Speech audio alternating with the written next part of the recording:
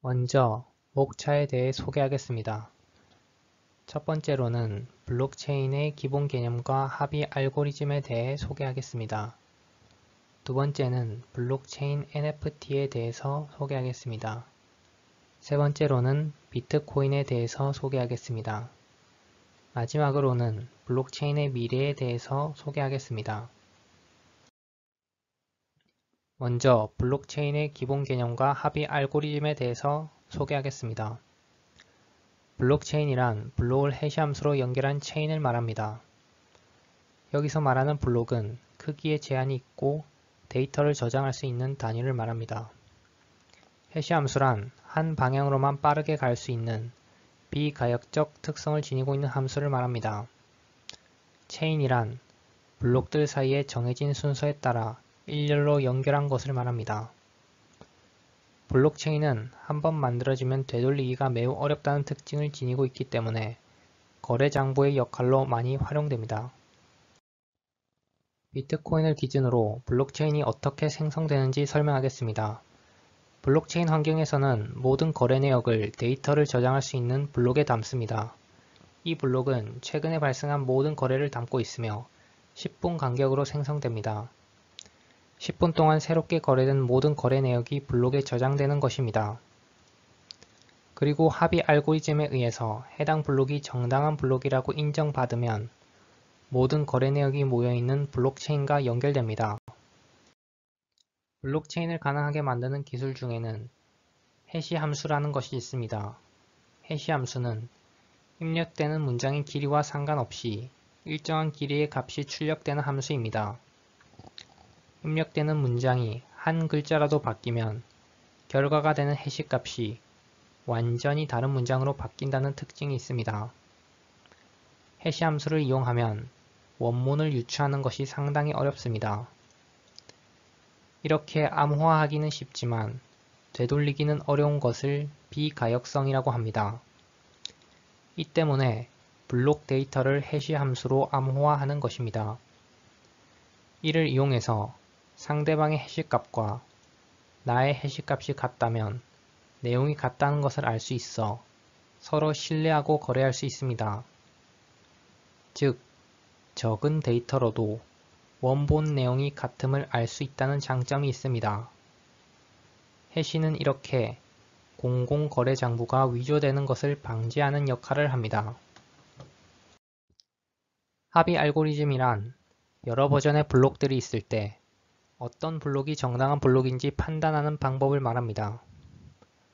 예를 들어 블록 2 버전 중에서는 A 블록이 맞고 블록 3에서는 B가 맞다는 식으로 판단하여 끝까지 가면 마지막에 남는 블록이 존재하게 됩니다.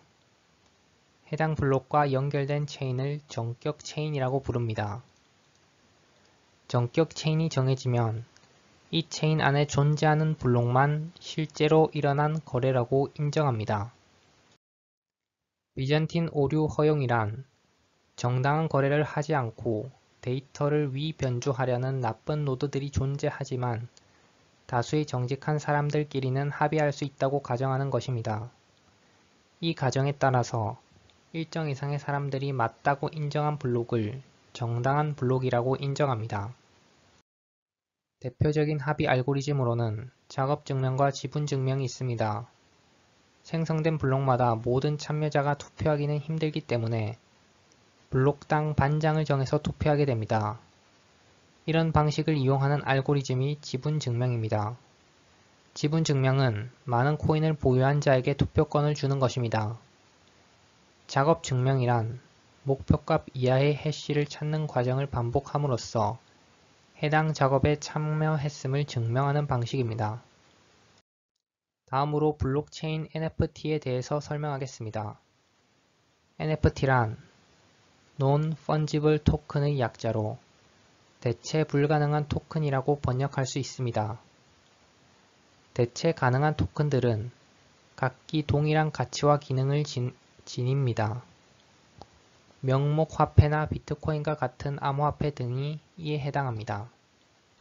반면에 대체 불가능한 토큰은 각자가 고유성을 가집니다. 발권자, 비행편, 좌석 위치와 같이 고유한 특성을 지니고 있는 항공권과 비슷합니다. NFT는 암호화된 거래 내역을 블록체인에 영구적으로 남겨서 고유성을 보장받을 수 있습니다.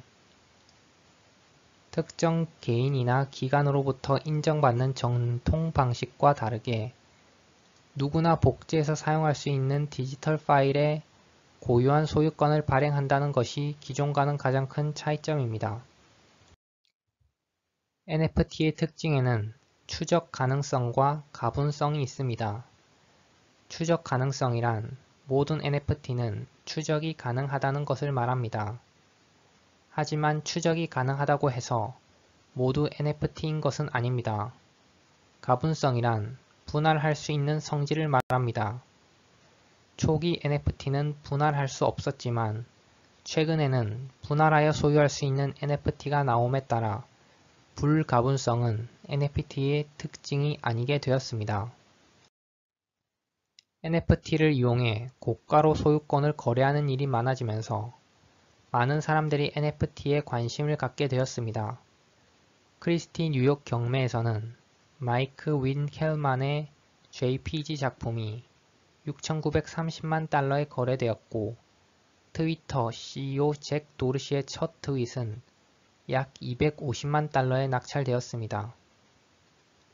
반면에 NFT에 대해 우려가 섞인 시각도 존재합니다. 최근 화제가 됨에 따라서 투기와 투자의 목적으로 시장에 참여하는 사람들이 많아지고 있고 가격에도 지나친 거품이 끼어 있다는 비판이 존재합니다.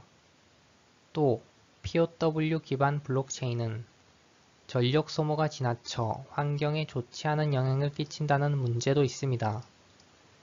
NFT는 누구나 발행할 수 있기 때문에 원작자가 아닌 다른 사람이 NFT를 발행하여 소유권을 이전했을 때 소유권에 대한 분쟁이 발생할 수도 있습니다. NFT는 단지 소유권을 주장하는 것이기 때문에 원본 디지털 데이터는 언제든지 사라질 수 있다는 점에서 완전히 안전하다고 할 수 없습니다. 다음으로 비트코인에 대해서 설명하겠습니다. 비트코인은 세계 최초의 성공적인 분산 디지털 통화입니다. 비트코인 계좌를 개설하기 위해서 개인정보가 필요 없고 외부에 의해 쉽게 위변조되지 않으며 전 세계 어디서나 거래할 수 있다는 점 때문에 주목받고 있습니다. 비트코인은 서브프라임 모기지 사태 이후 기존 금융 시스템에 대한 불만이 커지던 시기에 처음 등장했습니다. 2008년 10월 31일 사토시 나카모토라는 가명을 쓰는 사람이 비트코인 백서를 공개했습니다. 중앙은행 없이 전 세계에서 P2P 방식으로 개인 간에 자유롭게 거래할 수 있고 분산 서버 방식으로 저장하기 때문에 해킹이 사실상 불가능합니다. 최초의 채굴은 2009년 1월 사토시 나카모토가 본인의 컴퓨터로 50 비트코인을 채굴하고 할 피니에게 10 비트코인을 송금한 것입니다. 비트코인이 생기고 초기 몇 년간은 크게 주목받지 못했고 매니아층을 중심으로 조금씩 알려졌습니다. 비트코인을 이용한 첫 거래는 2010년 5월 22일 미국 플로리다에 사는 한 프로그래머로 10,000 비트코인으로 피자 2판을 구매했으며 현재 기준으로는 약 6,800억 원입니다. 비트코인은 2013년 이후 1비트코인당 100만원을 돌파했으며 2017년 말 폭등하여 2,500만원을 돌파했다가 다시 폭락했습니다. 그리고 2021년 6,700만원을 돌파했습니다. 현재 비트코인은 전 세계에서 가장 시가총액이 크고 유명한 암호화폐이며 다른 암호화폐의 기축 통화와 같은 역할을 하고 있습니다. 다음으로 블록체인의 미래에 대해서 소개하겠습니다. 비트코인 열풍으로 많은 사람들이 블록체인에 대해서 많은 관심을 보이고 있습니다. 현재는 다른 분야보다는 비트코인과 같은 암호화폐에 대한 관심이 높지만 블록체인 기술은 암호화폐뿐만 아니라 다양한 분야에서 활용될 것으로 보입니다. 블록체인 기술을 이용해 앞으로 만날 가능성이 높은 몇 가지 모습을 소개하겠습니다. 농축산물 이력을 블록체인 기술을 이용해 관리함으로써 생산 과정을 추적할 일이 생기면 손쉽게 추적할 수 있게 될 것입니다. 해외 송금과 같이 오래 걸리고 비용이 많이 드는 거래의 경우에는 암호화폐를 이용하여 상대적으로 짧고 저비용으로 송금할 수도 있을 것입니다. DID라고 불리는 탈중앙화 신원 증명을 이용해 개개인이 자신의 개인정보에 대해 완전한 통제권을 갖게 되고 안전하게 개인정보를 지킬 수 있게 될 것입니다. 그 외에도 개인 의료정보, 콘텐츠 거래, 전자계약, 부동산 거래 등 다양한 종류의 거래와 데이터 저장이 필요한 분야에서 활용될 여지가 크다고 생각합니다. 이상으로 블록체인 발표를 모두 마치겠습니다. 들어주셔서 감사합니다.